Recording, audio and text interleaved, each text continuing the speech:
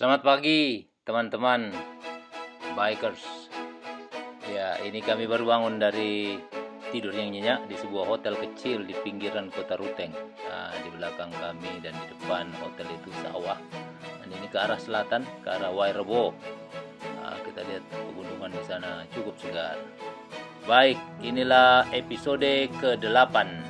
Perjalanan kita hari ini adalah dari Ruteng menuju ke kota Ende.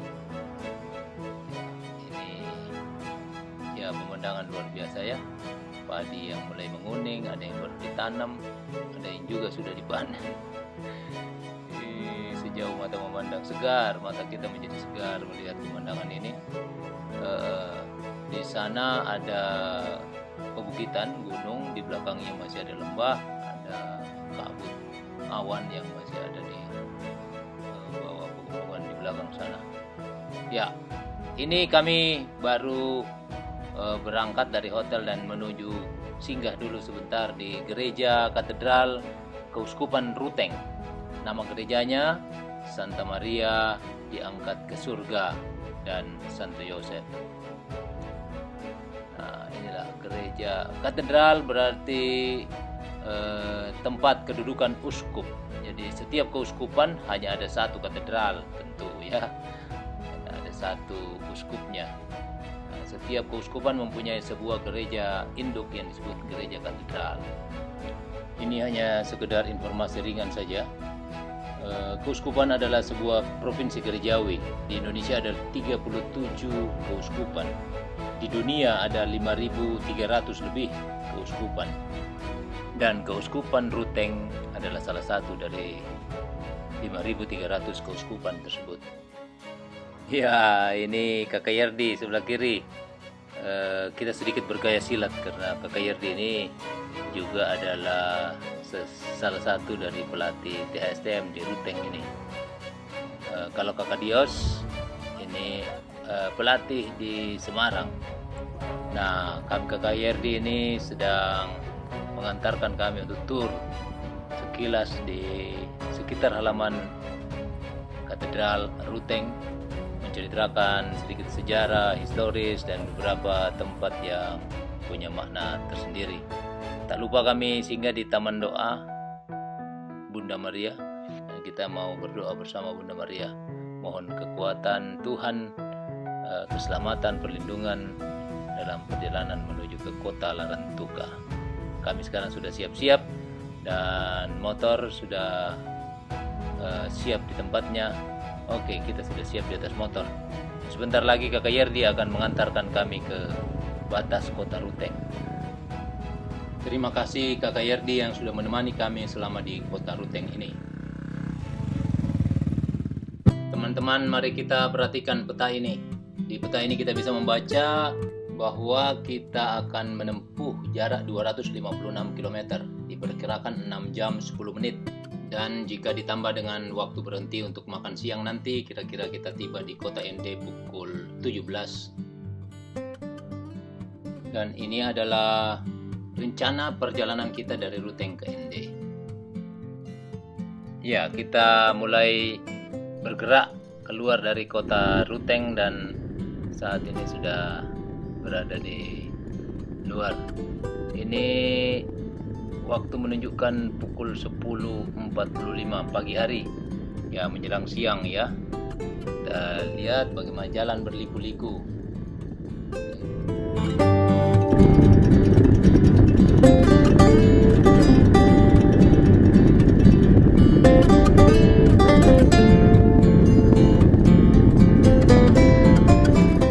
Sambil kita mengintip sedikit di GPS yang saya pasang, itu jalan belum terlalu berkelok-kelok ya, masih banyak yang lurus. Tetapi sudah mulai latihan kita. Latihan kelak-kelok kiri dan kanan.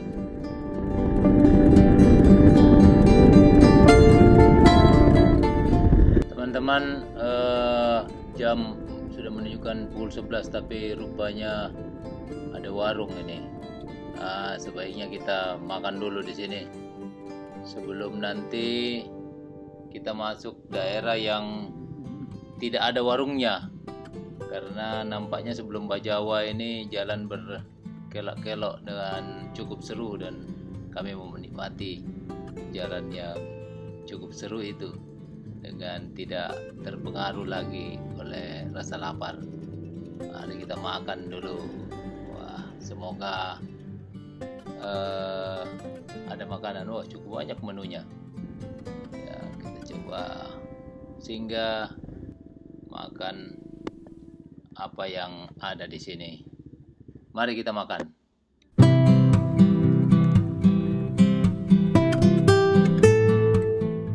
Setelah kami makan, kami segera siap-siap untuk berangkat.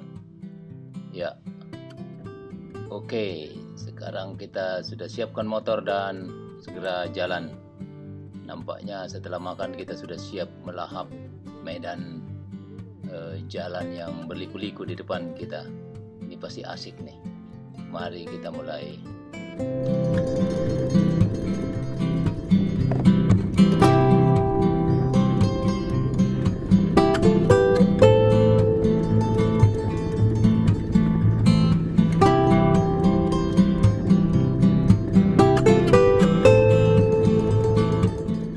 Ya, nampaknya kita sudah sampai di titik paling selatan, pantai selatan, dan kita akan kembali ke arah pegunungan menuju ke Bajawa.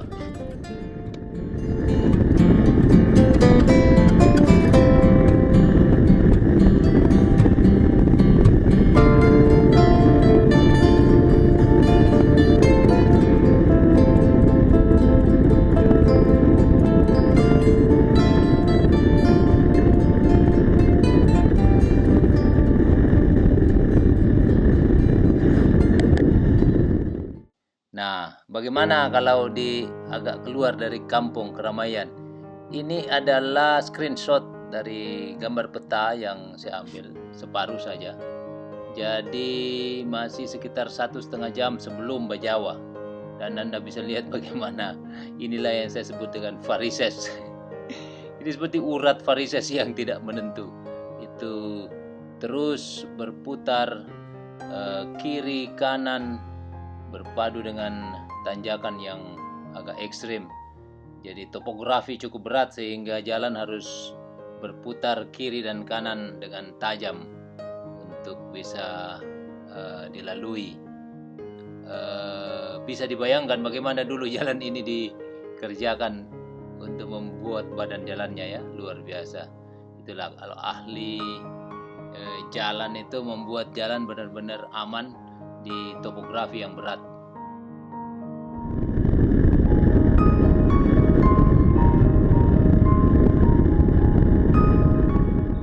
Kalau Anda bisa melihat, ya, ini ada GPS yang saya pasang di depan saya, tampilan GPS ya, itu handphone saya.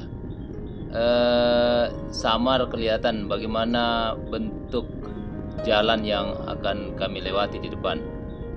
Ya, kita sudah masuk di jalan yang berliku-liku. Itu cukup beragam dan asik. Di sini asiknya pakai motor. Coba lihat, tidak ada kendaraan lain. Satu-satu. Nanti ketemu lagi jauh, baru dapat lagi satu. Hanya kewaspadaan tetap harus terjaga supaya terutama garis-garis yang tidak putus ini, itu pertanda bahwa kita tidak boleh offside agar kita tidak tabrakan dengan kendaraan di depan kita karena tidak bisa terpantau. Ya, apalagi siang karena efek cahaya tidak berpengaruh sehingga klakson harus dibunyikan. Maka klakson kita pakai klakson yang agak besar supaya bisa kedengaran dari jauh. Asik teman-teman. Coba perhatikan. Wah, ini asiknya berjalan. Kenapa Road to Larantuka sampai 2 kali kami kerjakan? Karena ini salah satunya. Jalan turun naik berbelok kiri kanan tajam dan asik sekali. Maka waktu masih muda dulu saya membayangkan dan memang merasakan bagaimana torsi itu sangat berpengaruh pada medan-medan seperti ini.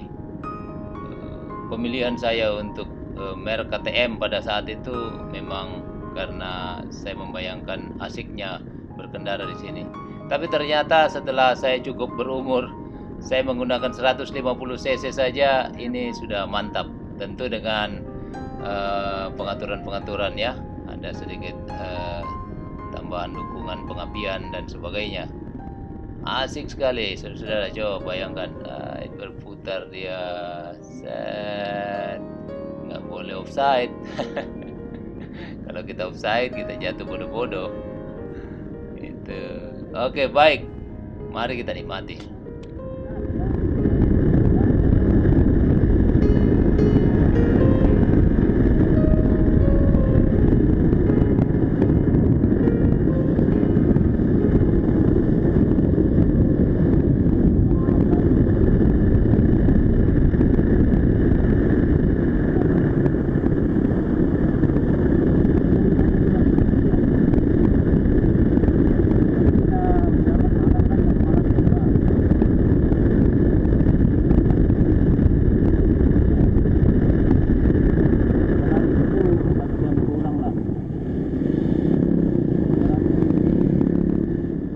Iya, ini teman-teman satu lagi yang perlu saya sampaikan, ini menarik juga, bahwa intercom yang saya cerita pada sesi persiapan itu sungguh berguna. Jadi karena kami hanya berdua motor ya, kami bisa ngobrol panjang, bahkan untuk hal-hal yang mungkin tidak terungkapkan, tidak terucapkan kalau kita duduk minum kopi saja. Karena ini perjalanan panjang, lebih dari 2, 3, 4, bahkan di Sumbawa kemarin bisa 6-7 jam di atas motor. Maka anak saya bisa saja menanyakan hal-hal yang tidak pernah dia tanyakan sebelumnya. Karena ya waktu banyak dan bisa mengingat banyak hal yang bisa kita diskusikan. Jadi ini quality time juga. Alat-alat yang kita pakai ini mestinya menunjang bagaimana pola komunikasi kita dan hal-hal lain yang bisa kita pecahkan bersama. Bahkan di atas motor sekalipun, di dalam perjalanan jauh kita bisa menemukan ide-ide yang luar biasa. Kami hampir tidak putus berbicara, kecuali kalau sudah agak suntuk, maka kami memutuskan untuk mendengarkan lagu. Jadi intercom diputuskan, kami harus putuskan, karena kalau mendengar lagu masing-masing menikmati lagunya, begitu. Kecuali kalau sepakat untuk lagunya di satu ini, dan itu juga bisa didengar, hanya kurang asik ya, karena kualitas musiknya tentu, kualitas suara tentu berbeda, hanya samar-samar ya. Wah, luar biasa. Coba lihat teman-teman, asik kanan. Asik sekali. Anda akan menikmati betul, menjadi bintang film di jalanan.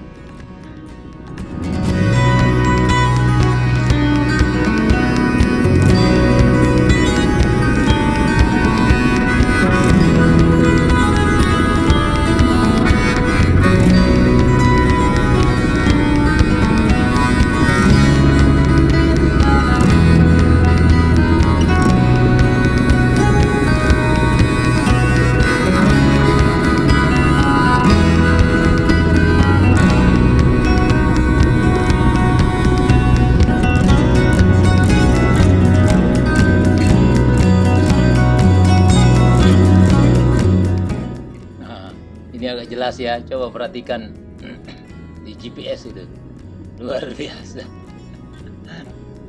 rumit. Kiri, rupanya ini banyak yang bangun villa dekat-dekat sini, asik rupanya ini. Ini mulai ketinggian teman-teman ya, udara dingin, asik sekali. Jalan berantakan di depan kita. Oke, baik. Ambil kanan. Ya, ada sedikit landai di sini. Nanti di depan kita. Oh. Ya, baik teman-teman. Kita teruskan. Mari kita nikmati jalanan yang luar biasa ini.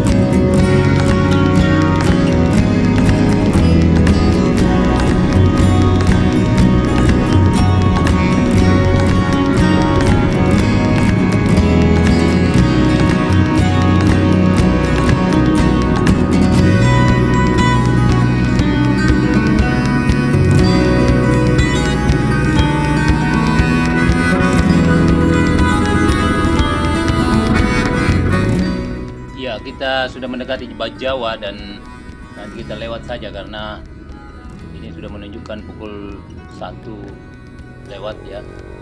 Kita akan terus menyusur ke arah Ende.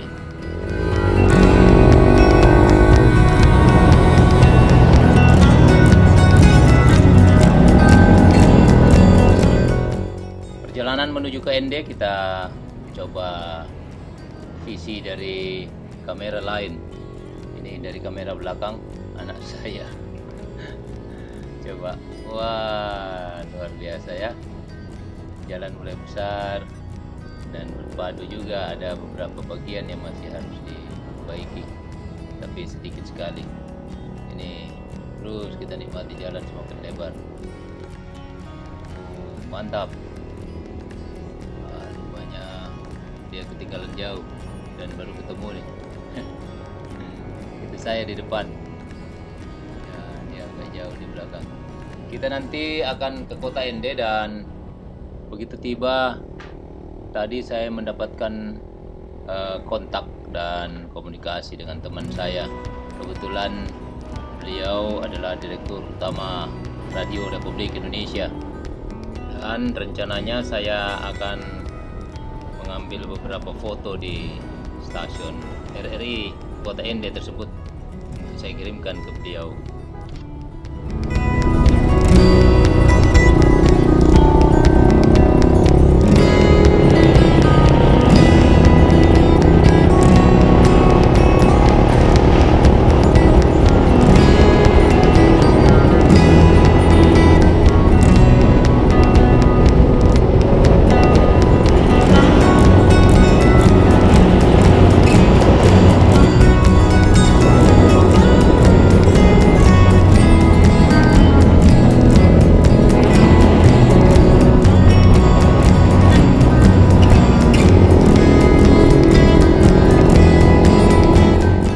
Mendekati kota Ende, jalanan sudah mulai lebar dan tidak terlalu berkelok-kelok lagi.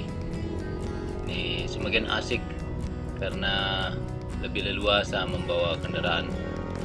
Sesekali berpapasan dengan motor dan mobil. Ini aduh indah sekali. Semenanjung di sana itu adalah semenanjung di mana kota Ende nanti terletak. Kita menuju ke sana.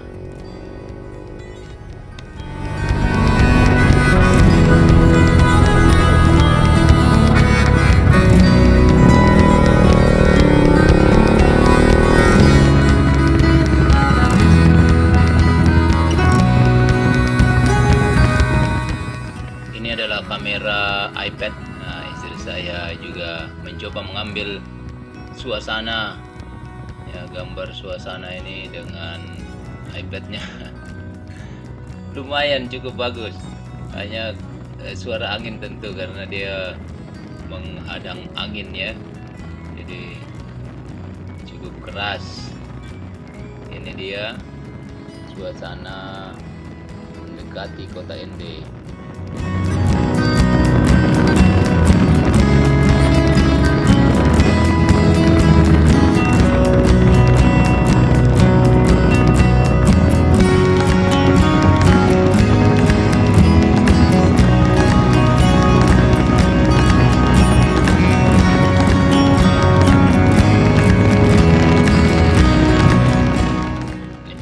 Dari depan KTM.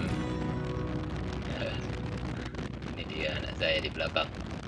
Kami terus berdampingan dengan kecepatan kurang lebih 60 sampai 80 km per jam saja. Di tempat yang sangat ekstrim kita bisa turun sampai 40-50 km per jam.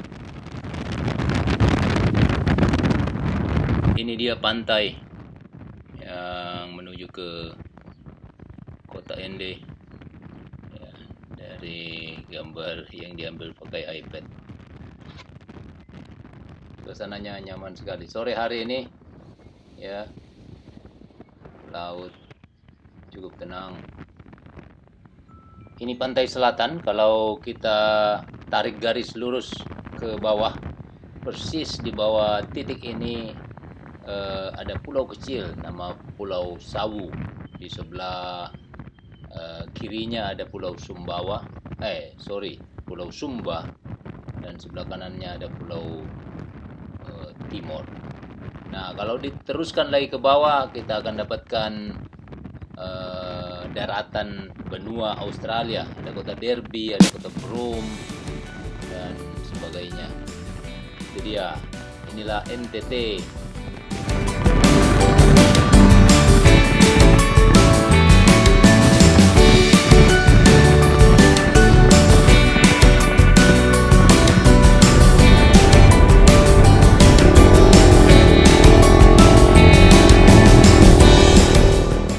Kita kembali ke kamera dari belakang, dari motor anak saya, dan kita lihat inilah suasana memasuki kota Ende.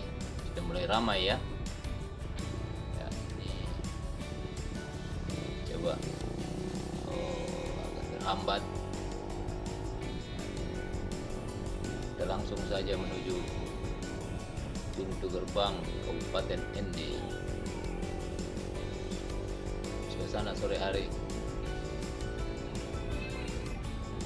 Oke, teman-teman, kita siap masuk kota Ende.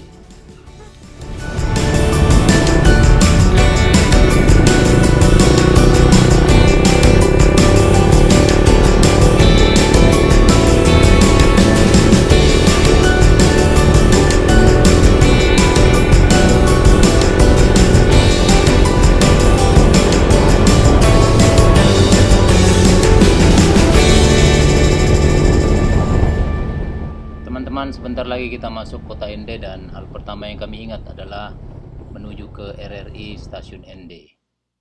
Kami sudah tiba, dan inilah kami di depan stasiun RRI Kota Ende Flores. Dari sini mereka mengudara ke seluruh NTT, dan kebetulan sekali kepala stasiun Ibu Meti sedang ada kegiatan dinas di Pulau Jawa, jadi kami diterima oleh Pak Rakiman. Ini Pak Rakiman, Kasubag TU di RRI Ende. Sebelum pulang kami tidak lupa berpose di depan kantor yang kebetulan ada semboyan yang tidak pernah saya lupakan. Sejak kecil saya sudah dengar dan saya hafal betul. RRI sekali di udara tetap di udara. Kami sampaikan kepada Mas Endrasmo di rut RRI, kami sudah sampai dan ada salam dari RRI Stasiun Ende Flores. Dari stasiun RRI kami langsung ke hotel, dan setelah bersih-bersih dan makan malam, kami dijemput oleh Bapak Alo yang berkaos merah itu menuju ke gereja. Sudah ditunggu oleh Romo Egidius Parera. Romo Egidius Parera yang tengah itu, ya, di samping saya dan anak saya.